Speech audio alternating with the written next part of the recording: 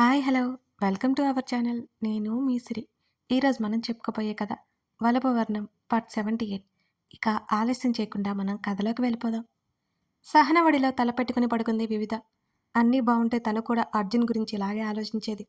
వెంటనే తన ఆలోచనకి తనకే ఏడుపు వచ్చింది. నోనో, అర్జున్ తనకి కేవలం అత్తయ్య కొడుకు మాత్రమే.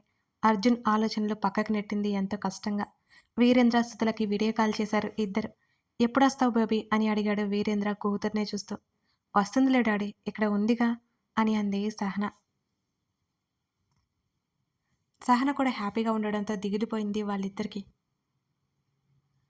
అది కాదు బేబీ, నెక్స్ట్ వివి ఏం చేస్తుందో డెసిషన్ తీసుకోవాలి కదా. కాలేజ్ ఆర్ జాబ్ సంథింగ్ ఏదో ఒకటి చూసుకోవాలి కదా అని అన్నాడు వీరేంద్ర. పెళ్లి చేయడం అనే ఆప్షన్ కూడా ఉంటుంది అని అంది సుధా ఫోన్ లాక్కుని వెంటనే. మమ్మీ అని అరిచింది సహన. ఏంటే, దానికి లేని బాధ నీకెందుకు అని అంది సుధా. అదెలాగూ నోరు తెరిచి చెప్పదని నేనే చెప్తున్నాను అని అంది సీరియస్గా సహన. చాలే, ముందు వివికి ఫోన్ ఇవ్వు అని అంది సుధా. ఫోన్ తీసుకుని అమ్మా అంది వివిధ. ఏమైంది వివి, అలా ఉన్నావు? ఒంట్లో బాగాలేదా అని అడిగింది సుధా. ఒంట్లో బాగాలేకేం కాదు, నువ్వు వెంటనే పెళ్లి గోలకి అని అంది పక్కనే ఉన్న సహన. నువ్వు ఒక్కదానివి నా మాట రానివ్వవు వివి, నువ్వు చెప్పవే అంది సుధా. వివిధ గత కొన్ని రోజులుగా ఎందుకో డల్గా ఉంటుందో అర్థం కాలేదు వీరేంద్రకి. వివిధ ఏం చెప్తుందా అని చూస్తున్నాడు అతను. అమ్మా, ఇప్పుడే పెళ్లి చేసుకునే ఆలోచన ఉద్దేశం లేదు, నేను జాబ్ చేయాలి అని అంది. ఆ వివి, క్యాంపస్ ఇంటర్వ్యూకి అటెండ్ అయ్యావా అని అడిగారు వీరేంద్ర. లేదు డాడ్ అని అంది. ఎందుకు? నాకు ఇంట్రెస్ట్ లేదు అప్పుడు, అందుకే. కానీ ఇప్పుడు బయటికెళ్ళి చూడాలని ఉంది, అసలు ఎలా ఉంటుందో అని అంది వివిధ. నీ ఇష్టం, మీ మమ్మీ మాటలు పట్టించుకోకు అని అన్నాడు. మీరందరూ చెప్పాక ఇక నేనేమంటాను అని పక్కకు వెళ్ళిపోయింది సుధా. విశ్వ అయితే వివిధకి చక్కని జోడి అని ఆమె అభిప్రాయం. నవ్వుకున్నారు ముగ్గురు. వివిధకు తెలుసు సుధా ఏమనుకుంటుందో. కారు రాగానే సుమిత్రకి మెలకువ వచ్చింది. నిద్ర లేచింది. ఆకృతి అర్జున్ భుజం మీద వాలి నిద్రపోవడం చూసింది. వీళ్ళు కారు ఆగగానే ఒక అతను వచ్చి లగేజ్ లోపల పెట్టాడు. సుమిత్ర కారు దిగింది. నాని, నిద్రలేమందాన్ని అని అంది సుమిత్ర. నువ్వు వెళ్ళినానమ్మా, నేను తీసుకొస్తాను అని అన్నాడు అతను మెల్లిగా. నవ్వుకుని వెళ్ళిపోయింది సుమిత్ర. ఆకృతిని మెల్లిగా చేతుల్లోకి తీసుకున్నాడు అర్జున్. మెలకువ వచ్చింది ఆకృతికి. అయినా సరే ఆమె కళ్ళు మూసుకునే ఉంది. ఆకృతిని ఇంతకుముందు తను మేడ మీదకి గదిలోకి తీసుకువెళ్ళాడు అర్జున్. బెడ్ మీద పడుకోబెట్టి ఆమె తల నిమిరి జుట్టు సరిచేసి డోర్ దగ్గరికి వేసి వెళ్ళిపోయాడు అర్జున్. అర్జున్ వెళ్ళాక కళ్ళు తెరిచి నవ్వుకుని వెనక నుండే మటుకలు విరిచింది ఆకృతి. మెల్లిగా అర్జున్ని తలుచుకుని నిద్రలోకి జారుకుంది ఆకృతి. లేవవే అని ఆకృతి భుజం మీద ఒక్కటేసింది సుమిత్ర. అమ్మమ్మ ప్లీజ్, ఇంకొంచెంసేపు పడుకుంటాను, అసలే నైట్ కూడా నిద్రలేదు కదా అని అంది కళ్ళు మూసుకొని. అప్పటికే చాలా ఆలస్యమైంది, లేవవే, లేచి తినేదేం లేదా? ఆకృతి చేతిని పట్టుకుని లాగింది సుమిత్ర. ముఖం ముడుచుకుని లేచి కూర్చుంది ఆకృతి. నిద్ర మొహమా, లే అంది. ఏంటమ్మమ్మా నువ్వు కూడా అని అంది ముఖం చిన్నబుచ్చుకుని. నిద్రముఖాన్ని నిద్రముఖమే అంటారు. ఏం నానమ్మా? అప్పుడే అక్కడికి వచ్చాడు అర్జున్. ఇద్దరిని సీరియస్గా చూసింది ఆకృతి. అంతకంటే ఏం చేయలేవులే గాని త్వరగా రెడీ అయితే తోట వైపు వెళ్తున్నా, నిన్ను తీసుకెళ్తా, లేకపోతే నేను ఒక్కనే వెళ్తా అని అన్నాడు అర్జున్. నేను వస్తాను బావా, ప్లీజ్ వెళ్ళకు, గంటలో వచ్చేస్తాను అంటూ బెడ్ దిగింది ఆకృతి. గంట వరకు నేను ఉండనుగా అని అన్నాడు అర్జున్. అరగంట పళ్ళు నూరుకుంది. గుడ్ అని వెళ్ళిపోయాడు. నీకు నామనుడే కరెక్టే అని నవ్వింది సుమిత్ర. చాలే మీ గొప్పలు అని మూతి తిప్పింది ఆకృతి. ఆకృతి తల మీద తట్టి వెళ్ళిపోయింది సుమిత్ర. వివి, ఎక్కడికి మనం వెళ్ళేది? కార్ తీసుకొచ్చిన వాడిని కదా, ఈ స్కూటీ ఎందుకు? వివిధ వెనక కూర్చుంటూ అడిగాడు విశ్వ.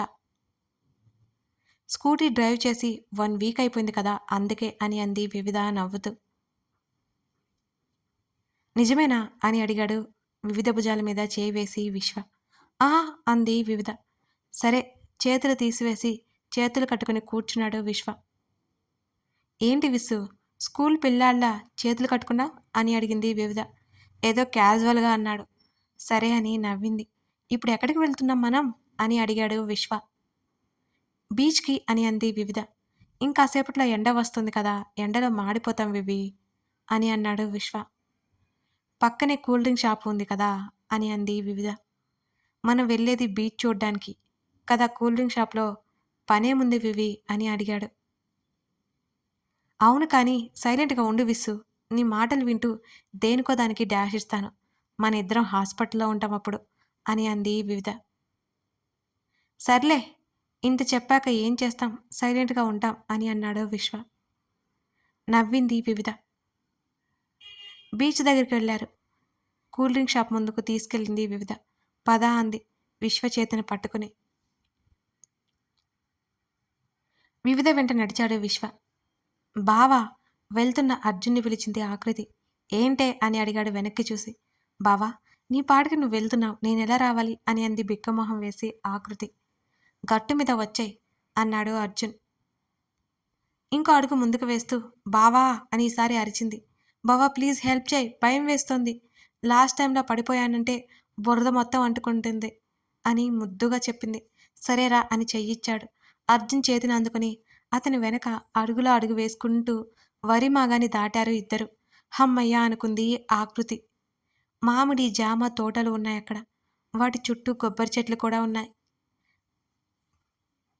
తోటల్లో పనిచేసేవాళ్ళు, ఇంకా మంచు ఆరని పొలాలు, వాటి నుంచి వీచే చల్లని గాలి, నులివెచ్చని వెండ అన్నీ మనసుకి హాయి కలిగించేలా ఉన్నాయి. పొలానికి మధ్యలో మంచె ఉంది. జామకాయ కోసి ఇచ్చాడు అర్జున్. తింటూ అతని వెంట నడిచింది ఆకృతి. మంచె దగ్గరికి చేరుకున్నారు. అక్కడికి వెళ్ళగానే ఇద్దరికీ ఒక విషయం గుర్తుకొచ్చింది. ఆ జ్ఞాపకం ఆకృతి ముఖంలో సిగ్గు తెప్పిస్తే అర్జున్ ముఖంలో చిరునవ్వు తెప్పించింది. ఒకరినొకరు ఇద్దరూ చూసుకున్నారు. సరిగ్గా 2 సంవత్సరాల క్రితం. అప్పుడేం జరిగిందంటే, ఆ సంవత్సరం ఊరు నుంచి వచ్చి పొలానికి వెళ్లారు అర్జున్, ఆకృతి ఫ్యామిలీ మొత్తం. పెద్దవాళ్ళు ఒక చోట సెటిల్ అయ్యారు. గట్టు మీద నడుస్తూ ఉంది అర్జున్ వెంట ఆకృతి. అర్జున్ ముందు వెళ్తుంటే అతన్ని అందుకోవాలని నడక వేగం పెంచింది ఆకృతి. కాలు పక్కకి వెళ్ళి గట్టు మీద నుంచి వరి పొలంలో పడింది. ఆ రోజే వరి నాట్లు జరుగుతున్నాయి. శబ్దం వచ్చి వెనక్కి తిరిగాడు అర్జున్. బురదలో పడింది ఆకృతి. ఆకృతి డ్రెస్ మొత్తం బురద అంటుకుంది. గట్టిగా నవ్వాడు అర్జున్. ఏడుపు మొహం పెట్టుకుని అర్జున్ని చూసింది ఆకృతి. నడవడం కూడా రాదే నీకు అన్నాడు అతను నవ్వుతూ. బావా అని ఏడుపు మొహం పెట్టింది. గట్టు మీద కూర్చొని నిన్ను ఒక్క ఫోటో తీస్తాను భలే ఉన్నావు అన్నాడు అర్జున్. చెయ్యివ్వు ఆకృతి అరిచింది చాలా కోపంగా. నాకంటుకుంటుందేమో అని అన్నాడు అర్జున్. బావా అని కీచుగా అరిచింది మళ్ళీ. ఆమె వద్దు అంటుంటేనే ఫోటోలు తీసుకున్నాడు అర్జున్ ఆమెని. ఆమెకి చెయ్యిచ్చాడు. లేచింది. డ్రెస్కి సగం వరకు బురద అంటుకుంది ఆమెకి. పంప్ సెట్ దగ్గరికి పద అని అన్నాడు అర్జున్. "ఉమ్." పంప్ సెట్ దగ్గరికి తీసుకువెళ్ళాడు. క్లీన్ చేసుకుంది. నువ్వు వెళ్ళిపో అమ్మా వాళ్ళ దగ్గరికి. నేనలా తిరిగేసి వస్తాను అని అన్నాడు అర్జున్. నేను వస్తాను పద అంది ఆకృతి. అసలే తడిబట్టలు ఎక్కడో చోట దొర్లావే అనుకో ఏ చెయ్యో కాలో మళ్ళీ విరిగితే కష్టం అన్నాడు. అంతవరకు అవ్వదులే. నాకు అవ్వాలని కోరికగా ఉందా నీకు అని అంది కోపంగా చూస్తూ ఆకృతి. అస్సలు కాదు. కాలేజీకి నిన్ను మోసుకెళ్ళాలి అంటే నాకు చుక్కలు కనబడతాయి అన్నాడు ముందుకు నడుస్తూ అర్జున్. అతని వెంట నడిచింది ఆకృతి. బావా మంచం ఎక్కుదామా అని అడిగింది ఆమె. ఓకే అని పక్కన పడి ఉన్న నిచ్చెన సరిగ్గా పెట్టాడు అర్జున్. నేనెక్కుతాను ఫస్ట్. సరే మరి. గట్టిగా పట్టుకో పడితే నిజంగానే నా కాళ్ళు కాదు నడుమే విరుగుతుంది అని అంది అర్జున్ వైపుకు తిరిగి. సరే అన్నాడు అర్జున్. మెల్లిగా ఎక్కింది. తన బట్టలు తడవడం వల్ల నీటి చుక్కలు నిచ్చెన మీద పడి తన కాలు పెట్టే చోట తడిదేరి 3 స్టెప్స్ వేయగానే కాలు జర్రున జారింది. అర్జున్ మీద పడింది. ఆ క్రమంలో అతని పెదవులని ఆమె ముద్దాడింది ఆకృతి. ఇద్దరూ షాక్ అయిపోయారు. కంగారుగా లేచి ఆకృతి సర్దుకుంది. ఆమె వణుకుతోంది. అర్జున్ ఏమనుకుంటాడో అనే భయంగా ఉంది ఆమెకి. అర్జున్కి ఆపోజిట్ తిరిగిపోయింది ఆకృతి. ఆకలవుతుంది పద అని అన్నాడు అర్జున్. ఆ సందర్భాన్ని తేలిక చేస్తూ అతను ముందు నడుస్తుంటే అతన్ని అనుసరించింది. 2 రోజుల వరకు అర్జున్‌కి ఎదురుపడకుండా తప్పించుకునేది. ఆ సంఘటన జరిగాక అతనే ఆ సందర్భాన్ని గుర్తు రాకుండా చేశాడు. ఆమె ఇబ్బందిని గమనించి. వారిరువురికి అది తొలి ముద్దు. తెలియకుండానే జరిగిపోయింది. వివిధ అడిగినప్పుడు అర్జున్ మౌనంగా ఉండడానికి కారణం అదే. ఇద్దరూ నవ్వుకున్నారు. ఆకృతిని దగ్గరికి తీసుకున్నాడు అర్జున్. అప్పుడు మిస్ అయ్యానే. ఇప్పుడు అవ్వాలి అనుకోవట్లేదు అన్నాడు. అంత లేదు. అప్పుడంటే అన్ఎక్స్‌పెక్టెడ్ అసలు. ఇప్పుడేం కుదరదు అని అంది ఆకృతి. ఒకటి ఇచ్చుకుంటే నీ సొమ్మేం పోతోందే అని అన్నాడు అర్జున్. అర్జున్ని నెట్టేసి అస్సలు కుదరదు అని పరుగుపెట్టింది ఆకృతి. ఆకృతి వెంటపడ్డాడు అర్జున్. ఆమెను చేరి ఆమె మోచేతిని అందుకుని చెట్టుకి లాక్ చేశాడు అతను. ఆయాసంతో ఊపిరి పీల్చుకుంటూ అతను దగ్గరవుతుంటే అదిరిపడి గుండెను అదుపు చేసుకోసాగింది ఆకృతి. నీరజ తనిక్కడా అని అన్నాడు వివిధని చూశాడు. నా ఫ్రెండ్ కదా, నేను తనతో కనీసం కూల్ డ్రింక్ తాగడానికి కూడా రాకూడదా అని అంది వివిధ. రావచ్చు అని సీరియస్గా చూశాడు వివిధని విశ్వ. నవ్వుకుంటూ పద అంది వివిధ.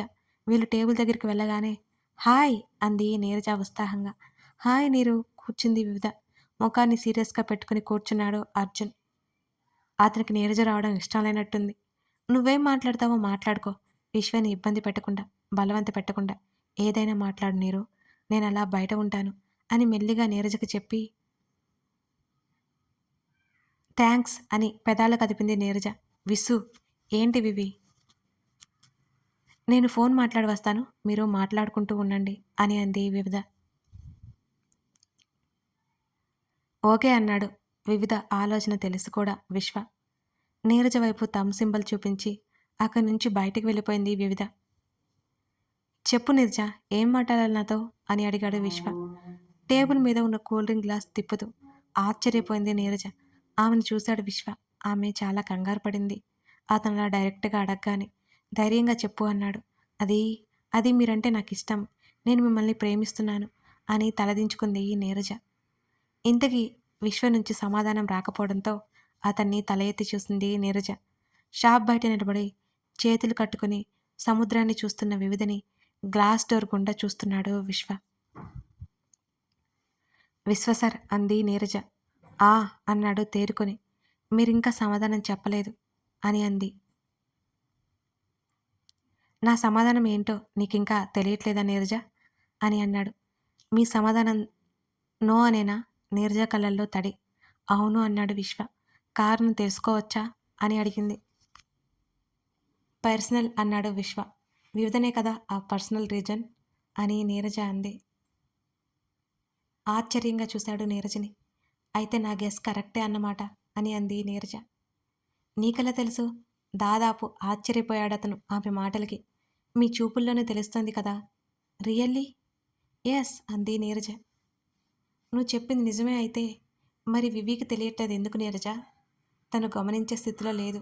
నీరజ, నువ్వు అర్థం చేసుకుంటావని అనుకుంటున్నాను. వివిధ నా లైఫ్లో ఉంటుంది, లేకపోతే లేదు అంతే. నేను ఇంకెవరిని ఆహ్వానించలేను అని అన్నాడు విశ్వ. అయ్యో అదేంటి సార్ అలా అంటారు? మీ ప్రేమ అర్థమవుతోంది వివిధకి.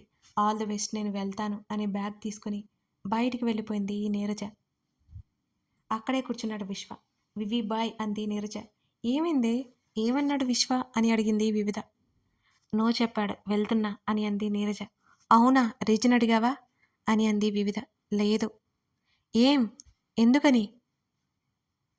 నువ్వే ఇబ్బంది పెట్టద్దు అన్నావు కదా అని అంది నీరజ.